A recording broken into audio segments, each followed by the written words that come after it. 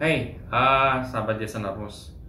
Jadi hari ini gue pengen ngebahas tentang sebenarnya kan THR. Ya THR itu sudah mendekati nih. Ya sekarang ini udah mungkin orang-orang juga besok atau lusa udah mulai ada yang dapat ya, ada yang mungkin 1 minggu sebelum ya.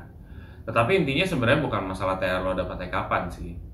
THR lo bisa dapat kapan aja, tapi kan lo manage-nya itu yang gimana, masalahnya itu. Sekarang masalah ngelola duit ya di saat Ramadan tuh agak tricky. Gue pun juga sebenarnya nggak selalu sebagus itu ngelola duit gitu ya.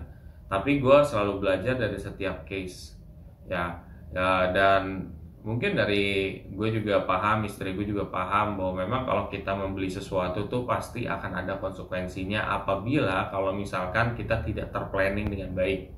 Sebenarnya itu di situ teman-teman. Jadi pastiin kamu kalau misalkan dapat THR, langkah pertama adalah sisihin dulu. Jadi sisihin mana yang sekiranya lu butuh keluarin. Jadi lu butuh keluarin, lu sisihin dulu tuh. Buat lu mungkin entah buat beli baju lebaran karena lu udah nggak beli 2 tahun, atau mungkin lu buat buat diri lu sendiri apa nih gitu ya. Yang jelas-jelas kebutuhan bukan keinginan ya. Misalkan lo baju lo udah robek, sepatu lo mungkin udah kusut, udah nggak layak, udah bolong ya, nah itu silakan gitu ya. Nah itu baru setelah itu keluarga sekitar lo tuh seperti apa. Jadi keluarga tuh apa nih yang dibutuhin buat masak, buat yang lain-lain gitu ya. Itu pun juga lo harus pentingin ya, dimana untuk masak lebaran dan lain-lain. Atau mungkin juga kebutuhan keluarga yang lain yang jelasnya itu yang urgent. Jadi kalau misalkan kebutuhan itu berbeda dengan keinginan. Kalau keinginan lo bisa beli apa aja, gue beli rendang 40 kilo misalkan, atau 5 kilo, 7 kilo, padahal sebenarnya kebutuhan lo cuma 1 kilo. Nah itu sebenarnya lo harus pastiin kebutuhan lo itu berapa di dalam rumah, karena lo nggak mau menyimpan barang yang basi sebenarnya ujung-ujungnya. Nah itu satu. Terus juga lo mesti pastiin lagi kira-kira lo mau tujuannya apa nih, tujuan keuangan lo ke depan. Misalkan harus ada yang diinvestasiin buat beli apa, rumah, dana darurat apa, lo coba sisihin dulu di awal. Itu yang sekiranya lo tuh penting untuk masa depan dulu.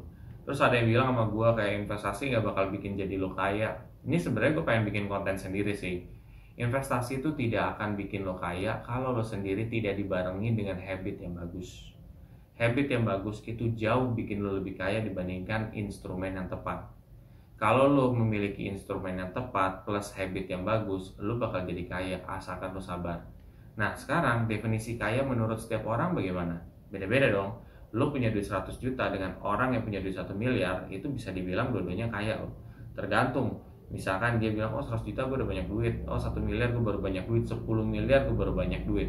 Jadi definisikan dulu yang kalian maksud dengan kaya seperti apa. Baru setelah itu nanti kalian bisa sebenarnya. Yang penting kalian punya modal, yaitu pengen nyisihin aja sih. Itu. Dan kebetulan gue privilege di bidang keuangan dan gue udah mempelajari tentang perencanaan keuangan, dan sampai saat ini pun juga ya alhamdulillah sudah melalui ujian juga dari WMI gitu ya. Dan maksud gue itu sebagai bekal gue juga untuk mengolah keuangan, investasi ya. Nah seperti itu teman-teman. Jadi intinya ada beberapa yang lo mesti bagi-bagi di awal. Sisanya lo terserah, lo mau buat liburan, lo mau buat apa, itu terserah gitu ya. Itu tidak ada yang salah gitu. Nggak selalu semuanya itu lo harus tabung ya.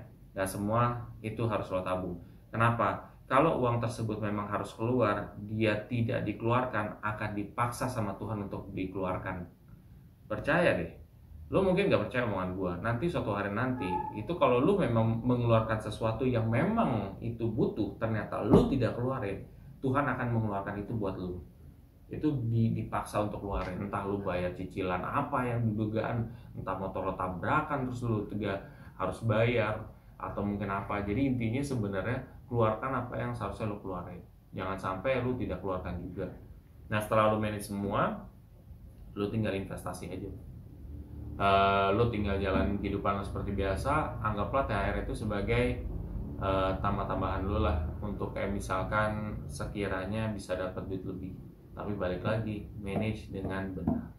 Mudah-mudahan video gue ini bisa menjadi sebuah penyampaian baik buat lo semua. di bulan Ramadan supaya lo juga bisa menjaga keuangan lebih baik. Kalau lo rasa video ini sangat bermanfaat, lo coba share aja ke teman-teman, sanak saudara lo, ya mungkin sahabat karib lo, ya siapa tahu mereka butuh, share aja gitu ya.